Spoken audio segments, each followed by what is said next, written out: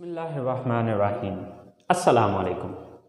So guys, welcome to my YouTube channel Knowledge for Students.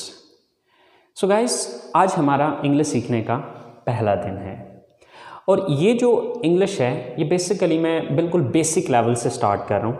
ये सिर्फ उन students के लिए नहीं है कि जो थोड़ा बहुत पहले से जानते हैं, बल्कि स्टार्ट में जो है ये उन लोगों के लिए होगा, शायद आप में से जो ऑलरेडी इंग्लिश को जानते हैं वो शायद स्टार्ट में थोड़ा बोर होंगे, क्योंकि मैं जो स्टार्ट लेने जा रहा हूँ ये बेसिकली स्टार्ट जो है वो बिल्कुल बेसिक लेवल से, यानी कि उन लोगों के लिए भी है जो कि पहले से इंग्लिश को नहीं जानते हैं, जिनका बिल्कुल स्टार्टिंग है अभी।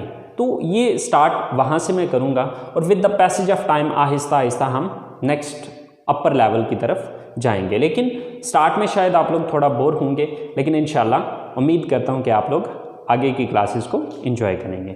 सो गाइस, किसी भी लैंग्वेज को सीखने के लिए सबसे पहले 4 मेन स्टेप्स होते हैं। अब वो 4 मेन स्टेप्स क्या हैं? 4 स्टेप्स फॉर लर्निंग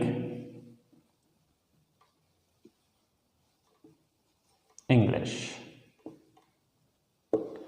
सो जो सबसे पहला मेन स्टेप है वो है लेटर्स, यानी कि इंग्लिश को सीखने के लिए जो सबसे पहली ज़रूरी चीज़ है वो है लेटर्स। उर्दू में हम इसको कहते हैं हरूफ, यानी कि ABC। अगर आप इंग्लिश सीखना चाहते हैं तो सबसे पहला जो इसका स्टेप होगा वो ABC है। अगर आपको ABC आती है तो आप इसके दूसरे स्टेप की तरफ जा पाएंगे, और इसका दूसरा स्टेप है वर्ड्स। वर्ड्स मीन अल्फाज। अब जब ये लेटर आते होंगे तो हम वर्ड्स बना पाएंगे, यानी कि अल्फाज बना पाएंगे। डेफिनेटली हरूफ मिलेंगे तो उससे आगे अल्फाज बनेंगे। अब अल्फाज मिलेंगे तो इसका तीसरा स्टेप बनेगा, यानी कि वर्ड्स मिलेंगे तो इसका तीसरा स्टेप बनेगा जो कि है सेंटेंस। अब सेंटेंस बेसिकली क्या है? जुमला। अब जुमला बेसिकली क्या होता है कि मुख्तलिफ अल्फाज को जो है हम एक तरतीब में लिख के एक जुमले की शक्ल देते हैं। तो सबसे पहला स्टेप लेटर्स, लेटर्स के बाद वर्ड्स, वर्ड्स के बाद सेंटेंस, और जब सेंटेंस सीख जाएंगे तो चौथा स्टेप जन्म लेगा या चौथा स्टेप हो पाएगा, और वो है स्पीच और पैराग्राफ।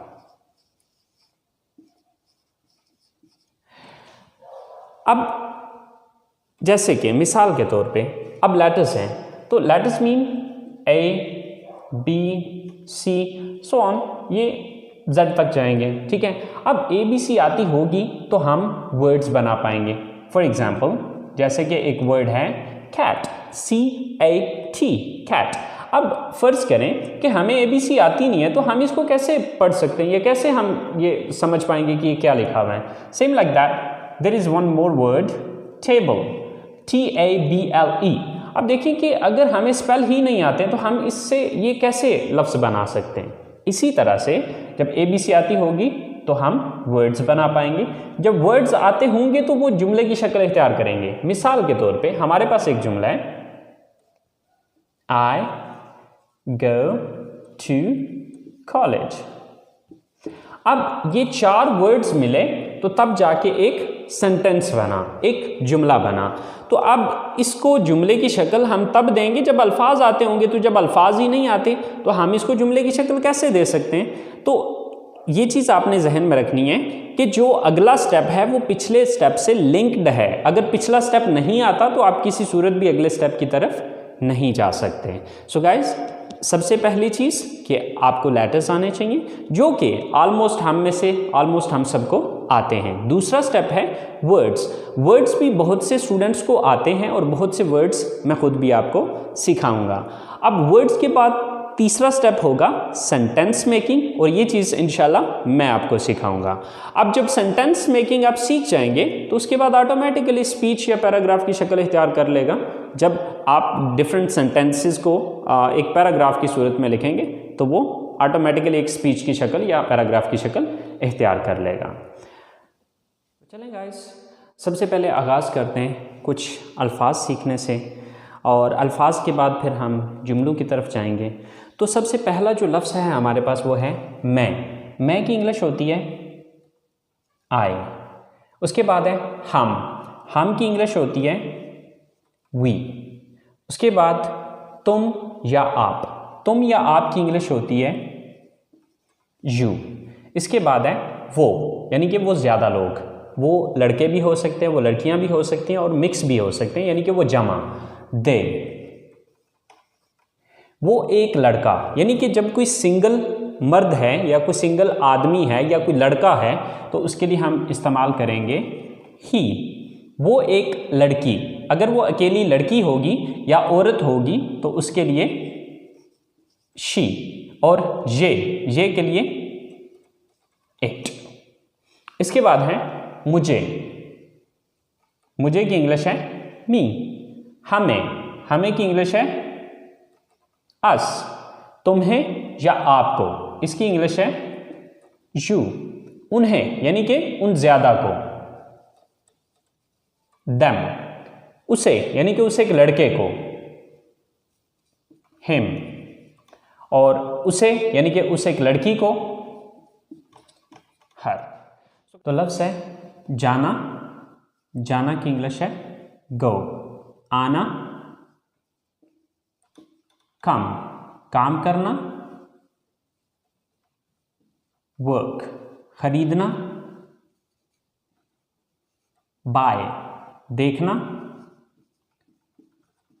वॉच सुनना, लिसन बोलना,